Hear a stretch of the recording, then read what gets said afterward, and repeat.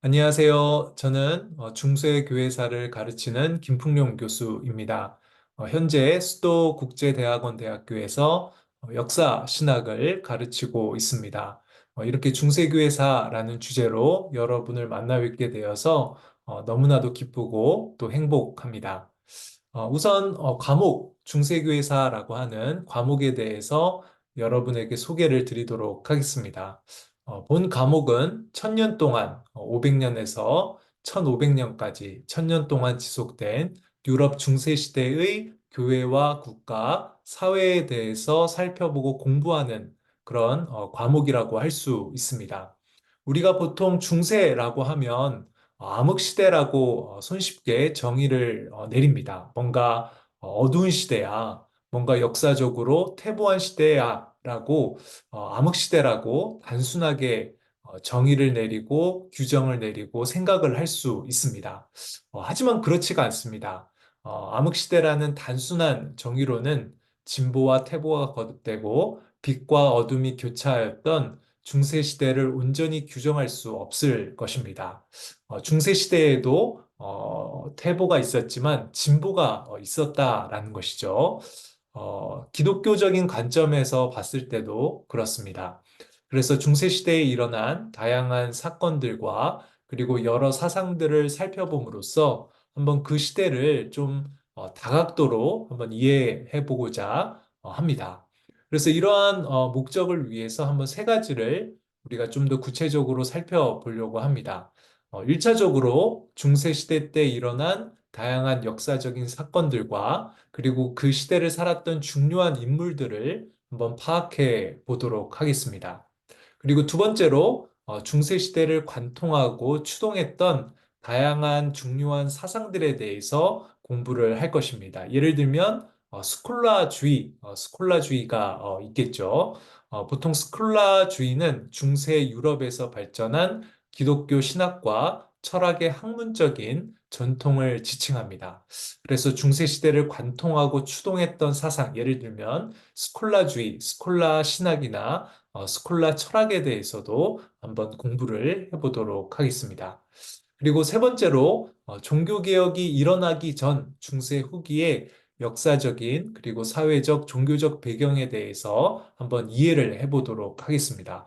그래서 왜 중세 말에 어떤 구체적인 역사적인 상황 속에서 종교개혁이 일어날 수밖에 없었는가, 중세 후기에 구체적인 역사적, 사회적, 종교적 배경에 대해서, 환경에 대해서 같이 또 공부해 보도록 하겠습니다. 우선 중세의 정의와 한번 시기에 대해서 짧게 살펴보겠습니다. 중세라는 정의와 그리고 중세라는 말은 도대체 언제 처음 만들어졌을까요? 궁금하지 않으세요? 중세라는 말은 언제 처음에 만들어지고 규정되었는가? 중세와 중세의라는 말은 16세기에 만들어졌습니다. 16세기에 중세와 중세의라는 말이 만들어졌다는 것이죠. 그때가 언제냐면 유럽의 르네상스, 특별히 유럽의 이탈리아 르네상스가 그 정점에 이르렀을 때였습니다. 르네상스는 여러분이 잘 아시다시피 고대 로마와 아테네로 돌아가자는 프로그램을 내걸어 서유럽에 사는 많은 이들의 마음과 생각을 사로잡았죠. 그런데 이 중세라는 말은 르네상스의 인문주의자들이 서유럽 역사에서 상당히 재미없고 따분한 시대라 여겼던, 즉 고대와 이 고대를 회복한 이탈리아 르네상스 사이의 중간기를 비아냥거리려고 지어낸 말입니다. 그러니까 중세라는 말이 그랬다라는 거죠. 그래서 고대 그리스, 로마 문화의 재생, 부흥을 앙망했던 인문주의자들은 중세를 그렇게 암흑시대로 문화적으로, 지적으로 퇴보한 시대로 생각을 하였습니다.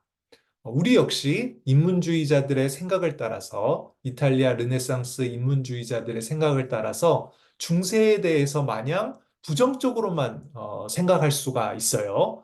인문주의자들의 생각을 따라서 중세 시대에 대해서 뭔가 부정적으로만 안 좋게 생각할 수 있다라는 것이죠. 예를 들면 그래, 중세는 암흑시대야. 기독교라는 종교와 그리고 신학이 왕노릇하던 아주 따분하고 고리타분한 시대야 라고 중세에 대해서 자칫 잘못하면 오해할 수 있다는 것이죠. 그러나 그렇지가 않습니다. 이 중세에도 중요한 어떤 역사적인 발전과 진보들이 있었다라는 거예요. 단순히 세속적인 역사관뿐만 아니라 기독교적인 관점에서 봤을 때도 중요한 발전들이 중세 시대에 있었다라는 것입니다. 그렇기 때문에 우리는 그러한 오해를 깨트리면서 중세의 다양한 면모, 진보와 태보, 빛과 어둠을 좀 종합적으로 파악할 필요가 있습니다. 그러면 중세의 한번 시기에 대해서 한번 이어서 한번 살펴보도록 하겠습니다. 중세는 언제 시작하고 언제 끝날까요? 중세라는 시대는 언제 시작하고 언제 끝이 날까요? 실은 이러한 시대 구분은 역사가들이 만들어낸 것입니다. 그래서 중세의 바른 정의는 없습니다.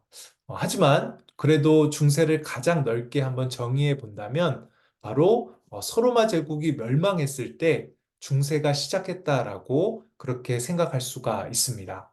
로물루스 아우구스투스 황제가 강제 퇴위당하고 서로마 제국이 막을 내린 476년에 중세가 시작했다고 말할 수 있는 것이죠. 476년 중요한 해입니다. 여러분들이 꼭 기억해 두셔야 돼요. 476년에 서로마 제국이 멸망을 했고 바로 이때부터 중세가 시작되었다. 고대가 끝을 맺고 중세가 새로운 시대가 서유럽에서 시작되었다라는 것을 여러분이 꼭 이 중요한 해 476년을 기억해 두셔야 합니다. 그렇다면 중세는 언제 끝났을까요? 중세의 종언을 알리는 표지로 다양한 사건들을 들 수 있겠습니다. 예를 들면 1453년 터키인들이 콘스탄티노폴리스, 그러니까 현재의 터키 이스탄불을 정복한 사건.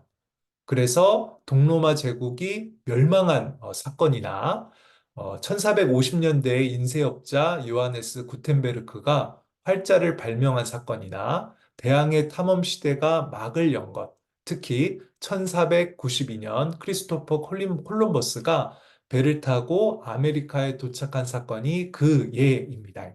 그러니까 1500년경에 이 중세가 종언했다라는 것이죠. 그래서 476년경에 서로마 제국이 멸망하면서 중세가 시작했고 1500년경에 중세가 막을 내렸다라고 생각을 하시면 될 것 같습니다.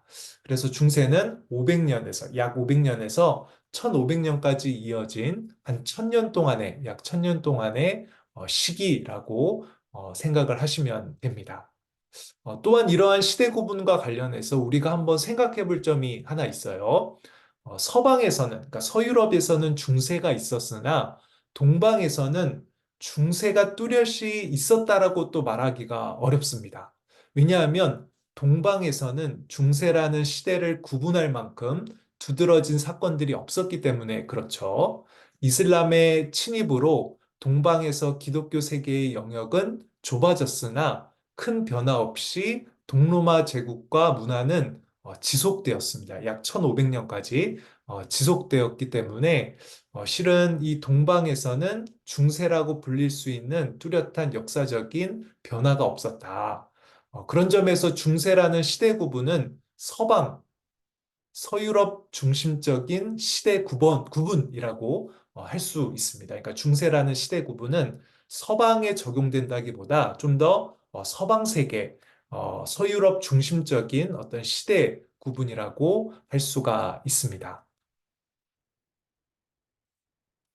이처럼 중세를 넓게 정의하는 견해를 받아들이면 중세는 1000년 넘게 이어진 시대인 셈이죠. 교회사를 다루는 몇몇 과정은 1000년에서 1500년에 이르는 시대에 초점을 맞추는 경향이 있습니다. 그러나 서유럽 기독교 역사를 살펴보면 중세 전성기의 배경이 된 500년에서 1000년에 이르는 시대에도 중요한 발전이 많이 있었습니다. 그렇기 때문에 우리가 500년에서 1000년까지의 시기도 우리가 중요하게 생각하고 공부를 열심히 해야겠죠. 그래서 중세는 500년에서 1500년까지 이제 이어진다라고 말씀을 드렸습니다. 그런데 이 중세를 또 세분화해서 구분을 하기도 합니다. 예를 들어서 밑에 한번 도표를 보시면 중세 초기, 그러니까 476년에서 1000년까지 이르는 시기를 중세 초기라고 역사학자들이 부르고요. 그리고 1000년에서 1300년에 이르는 시기를 중세 전성기라고 부르고, 그리고 1300년에서 1500년에 이르는 시기를 중세 후기라고 부릅니다. 그래서 이렇게 중세를 좀 세분화해서 구분을 짓기도 하죠. 바로 역사학자들이 그렇게 시대를 좀 더 세분화해서 중세 초기와 중세 전성기, 중세 후기로 나눠서 생각을 하기도 합니다. 그런데 이 모든 시기가 중요하다. 우리가 이 모든 시기에 일어났던 중요한 중세의 역사적인 사건들과 인물에 대해서 한번 공부해 보도록 하죠. 교재를 여러분들에게 소개를 해드리도록 하겠습니다. 주교재는 후스토 곤잘레스가 쓴 중세 교회사입니다. 은성 출판사에서 출간이 되었고요. 그리고 부교재로는 알리스터 맥그라스가 쓴 기독교의 역사, 후이에마에서 이제 출판이 되었고요. 그리고 윌리스턴 워커가 쓴 세계 기독교회사, 대한 기독교사회입니다. 그리고 리처드 서던, 옥스퍼드 대학의 교수이죠. 역사학 교수인데 리처드 서든슨 중세 교회사 크리스천 다이제스트에서 출간이 되었습니다. 그리고 롤란드 베인턴이 쓴 세계 교회사 크리스천 다이제스트에서 동일하게 출간이 되었습니다. 그래서 여러분들이 이 주교재와 부교재를 가지고 같이 공부를 하면 이 중세 교회사에 대해서 좀 더 온전하게 아주 알 수 있을 거라고 기대를 해봅니다. 그리고 중요한 평가 방법에 대해서 말씀을 드리면 이 카테고리가 이제 네 개로 나눠져 있습니다. 범주가 네 개로 나눠져 있는데 첫 번째로 중간고사가 30%이고 그리고 기말고사가 30% 그리고 과제는 20%입니다. 과제로 쓸 그 주제는 제가 추후에 여러분에게 따로 공지를 해드리도록 하겠습니다. 그리고 제출하실 그 데드라인은 이제 마지막 수업의 마지막 주간이라고 생각해 두시면 될 것 같습니다. 그리고 출석이 20%입니다. 그래서 네 가지 범주로 이루어져 있죠. 평가 방법이 중간고사 30%, 기말고사 30%, 과제 20%, 그리고 출석 20%입니다. 마지막으로 수업 내용에 대해서 앞으로 우리가 살펴볼 수업 내용에 대해서 살펴보도록 하겠습니다. 오늘 첫 번째 주는 오리엔테이션을 우리가 했죠. 수업 소개를 제가 간략하게 해드렸고, 그리고 다음 주부터는 좀 더 본격적으로 중세교회사를 공부해 보도록 하겠습니다. 그래서 두 번째 주에는 중세의 시작, 게르만족 대이동과 왕국들, 그리고 게르만족 대이동으로 인해서 소로마 제국이 어떻게 멸망했는지에 대해서 살펴보고요. 그리고 좀 독특한 기독교의 형태라고 할 수 있는 중세의 독특한 기독교 형태라고 할 수 있는 켈트 기독교에 대해서도 알아보겠습니다. 그러니까 기독교, 로마 가톨릭뿐만 아니라 좀 더 독특한 기독교 형태인 켈트 기독교에 대해서도 한번 살펴보겠습니다. 그리고 세 번째 주에는 중세에 세워진 새로운 질서들, 예를 들면 베네딕트 수도원 운동이나 교황 제도에 대해서 한번 살펴보고요. 그리고 7세기부터 시작되었던 아랍의 팽창에 대해서도 한번 공부해 보도록 하겠습니다. 그리고 네 번째 주에는 우리가 동방 기독교, 비잔티움 제국의 기독교, 동방 기독교에 대해서도 한번 공부해 보고, 그리고 그때 이 동방 기독교 안에 있었던 신학적 논쟁들에 대해서도 공부를 하도록 하겠습니다. 그리고 다섯 번째 주에는 그 유명한 황제 샤르마뉴 대제와 그리고 제국의 그의 프랑크 제국의 부활 에 대해서 우리가 공부해보고, 그리고 이 시기에 있었던 바로 암흑시대, 종교적인 어떤 암흑시대와 그리고 교회 그 제도권 안에 있었던 개혁 운동들에 대해서 살펴보도록 하겠습니다. 그리고 여섯 번째 주에는 콘비벤시아라고 하는 이슬람 세력과 기독교 세력 간의 어떤 공존의 노력을 했던 그 콘비벤시아 전통에 대해서 한번 살펴보고요. 그리고 십자군 전쟁에 대해서도 한번 살펴보도록 하겠습니다. 그리고 일곱 번째 주에는 12세기 르네상스와 그리고 이 시기에 발전했던 스콜라 신학에 대해서도 살펴보겠습니다. 그리고 여덟 번째 주에는 중세의 가장 강력한 교황권을 누렸던 인노첸시오 3세와 그리고 인노첸시오 3세 교황이 소집한 제4차 라테란 공의에 대해서 한번 살펴보겠습니다. 제4차 라테란 공의회는 아주 중요한 공의회입니다. 그래서 한번 이 공의회에 대해서도 한번 살펴보도록 하죠. 그리고 아홉 번째 주에는 서유럽 대중의 신앙에 대해서 대중적인 신앙의 어떤 모습에 대해서 한번 살펴보고요. 그리고 열 번째 주에는 12세기, 13세기에 있었던 새로운 종교적 운동들, 예를 들면 탁발 수도원 운동과 같은 새로운 종교적 운동들에 대해서 살펴보도록 하겠습니다. 그리고 11번째 주에는 14세기 교회의 대분열과 교회의 위기에 대해서 살펴보고, 그리고 마지막 주에는 공의주의에 대해서, 그리고 종교개혁의 여명에 대해서, 종교개혁 이전의 그 시대적인 상황, 종교적인 상황에 대해서 한번 함께 공부해 보도록 하겠습니다. 네, 지금까지 우리는 이 중세교회사라고 하는 과목의 오리엔테이션을 했습니다. 그러니까 수업 소개를 해드렸죠. 그래서 여러분이 기억할 것은 중세라는 시대를 단순히 암흑시대로 간단하게, 단순하게 정의를 내릴 수 없다라는 것을 반드시 기억하셔야 합니다. 그러니까 중세에도 발전이 있었다. 퇴보도 있었지만 발전도 있었고 진보도 있었다. 그렇기 때문에 암흑시대가 아니다.